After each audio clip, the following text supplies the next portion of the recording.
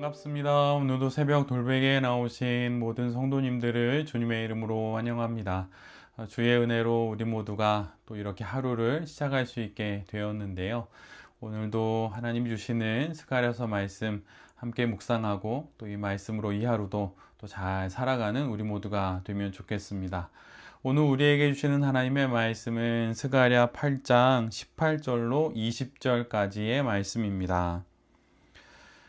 만군의 주님께서 나에게 말씀하셨다. 나 만군의 주가 말한다. 넷째 달의 금식일과 다섯째 달의 금식일과 일곱째 달의 금식일과 열째 달의 금식일이 바뀌어서 유다 백성에게 기쁘고 즐겁고 유쾌한 절기가 될 것이다. 너희는 마땅히 성실을 사랑하고 평화를 사랑해야 한다. 나 만군의 주가 말한다. 이제 곧 세상 여러 나라에서 수많은 민족들과 주민들이 몰려올 것이다. 아멘. 오늘은 스가랴 8장의 말씀을 갖고 하나님의 작정하심에 걸맞는 삶을 살아야 합니다. 하나님의 작정하심에 걸맞는 삶을 살아야 합니다. 이런 제목으로 함께 하나님 말씀을 나누도록 하겠습니다. 오늘 말씀은 스가랴를 통해서 주시는 하나님의 7번째 신탁의 말씀입니다. 7번째 신탁의 말씀은 하나님의 작정하심이며 그분의 약속의 말씀입니다. 제가 그 부분을 읽어드리면 내가 다시 예루살렘과 유다 백성에게 복을 내려주기로 작정하였으니 너희는 두려워하지 말아라.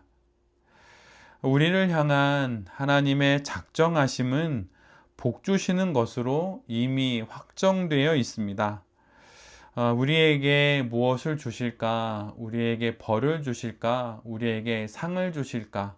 여러 생각을 하게 되는데 하나님께서 우리에게 주시기로 작정하신 것은 바로 복을 주시기로 한 것입니다. 얼마나 감사한 일인지 모릅니다. 그리고 이에 뒤이어 하나님은 이스라엘이 해야 할 일들을 다음과 같이 말씀해 주십니다. 5가지의 말씀인데 제가 읽어드리면 서로 진실을 말하여라. 너희의 성문 법정에서는 참되고 공의로운 재판만 하여라. 평화를 이루어라.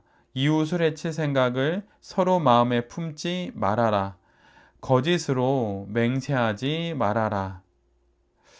바로 이것이 하나님의 작정하심 앞에 이스라엘이 보여야 할 그들의 삶의 모습입니다. 하나님의 백성은 그분이 사랑하시는 것을 사랑하고 그분이 미워하시는 것을 미워해야 합니다. 하나님은 모든 형태의 거짓과 불의를 미워하시기에 이스라엘도 그 모든 것들을 미워해야 하는 것이지요. 하나님은 정의롭고 공의로운 재판관이시니 이스라엘도 그리해야 합니다. 성전을 재건하는 일은 참으로 귀한 일입니다. 그러나 성전이 재건되었을 때, 성전이 완성되었을 때 진리와 정의의 삶을 계속 살아가는 것은 그보다 훨씬 큰 도전이고 또한 중요한 사명입니다.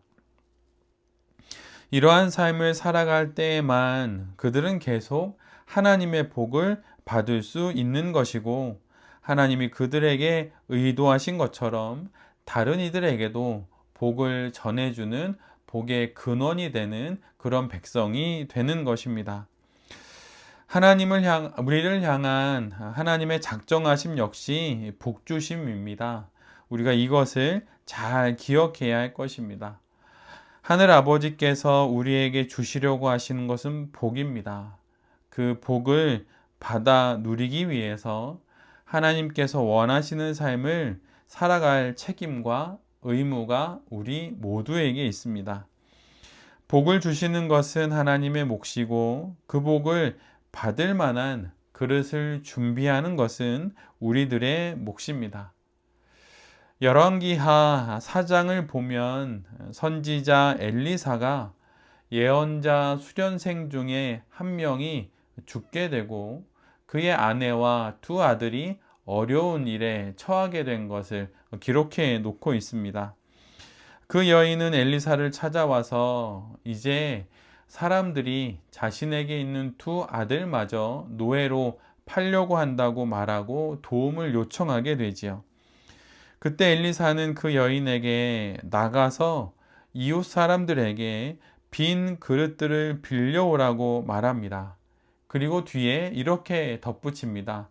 되도록 많이 빌려오너라. 그 뒤에 여인이 빌려온 모든 빈 그릇에 기름은 가득 채워지고 이것을 통하여서 그 여인은 어려움을 넘어서게 되고 놀라운 기적을 경험하게 됩니다. 기름을 주시는 것은 하나님의 일이요, 그릇을 빌려오는 것은 그 여인의 일이었습니다. 이와 같이 복을 주시는 것은 하나님의 일이며 그분의 작정하심이지만 그 복을 잘 받아낼 수 있는 그 삶을 사는 것은 우리의 몫입니다.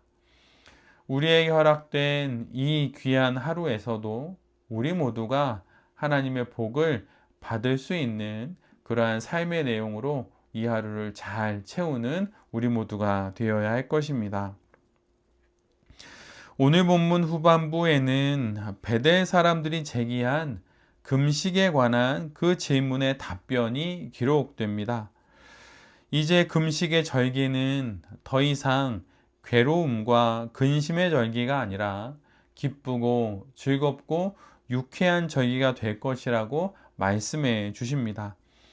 금식의 절기는 이제는 잔치로 맞이해야 하는 것이지요.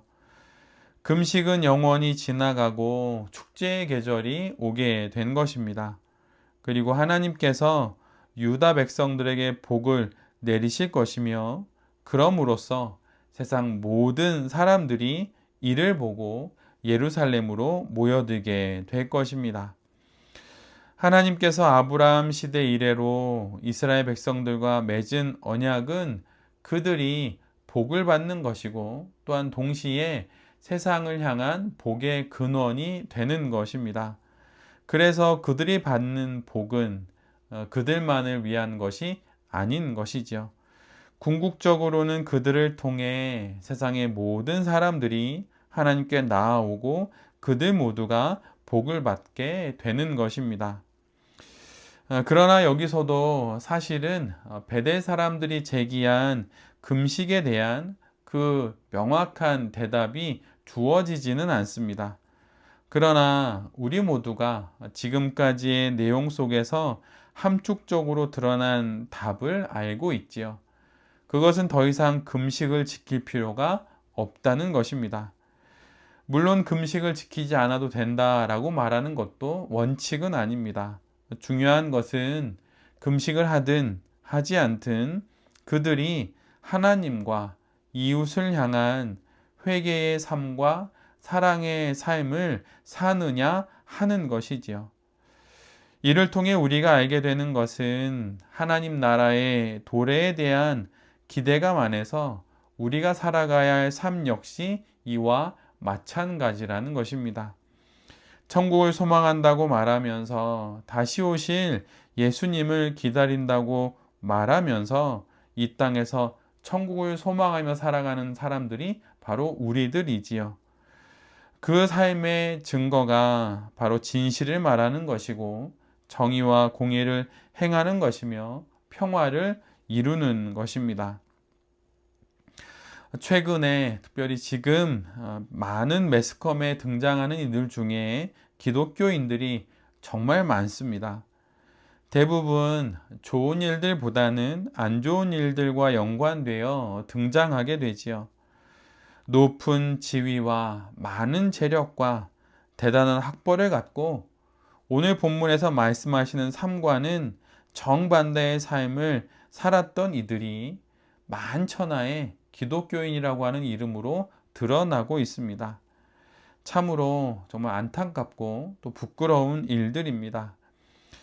우리들의 삶이 금식으로 대표되는 그 형식을 넘어서 하나님의 뜻을 따르는 삶이 되어서 이 땅의 많은 비그리스도인들이 우리를 보고 참된 그리스도인의 모습을 보게 될 수 있기를, 그래서 우리로 인하여서 복음을 접하게 되는 그런 일들이 일어날 수 있게 되기를 간절히 바라봅니다. 오늘 하루 특별히 우리에게 허락해 주신 이 시간 속에서도 우리 모두가 금식을 넘어서는 하나님의 그 뜻에 맞는 삶을 잘 살아내므로 말미암아 이 땅에서도 하나님의 선하신 뜻이 이루어지는데 우리가 함께 동참하게 되는 이 하루가 되면 정말 좋겠습니다. 우리를 향한 하나님의 작정하심은 복주심입니다. 이것을 기억하고 이 하루도 잘 살아내고 모든 신앙적인 원칙과 형식을 넘어서서 그 모든 것에 담길 만한 거룩한 삶의 내용들로 이 땅의 삶들을 잘 채워가고 살아가는 우리 모두가 되어야 할 것입니다. 새벽 돌베개의 모든 성도님들과 이 말씀을 전하는 제 자신이 그러한 삶을 살아가는 성도들이 될 수 있기를 간절히 기도드립니다. 아멘. 기도하겠습니다. 주님, 하나님이 우리를 향한 당신의 작정하심이 복주심이라고 하는 사실을 말씀해 주시니 정말 감사합니다. 하나님의 이 뜻을 잘 받아 누리며 살아가는 우리 모두가 되게 하여 주시고 그 뜻에 어울리는 삶을 잘 살 수 있도록 하나님 도와주시고 또한 이끌어 주시옵소서. 주님, 금식으로 대표되는 형식이 아닌 그 형식에 담기는 내용까지 실천하며 살아가겠습니다. 주님, 인도하여 주시옵소서. 오늘 이 하루가 그런 하루가 될 수 있도록 하나님 함께하여 주시옵소서. 이 모든 말씀 예수 그리스도의 이름으로 기도드립니다. 아멘.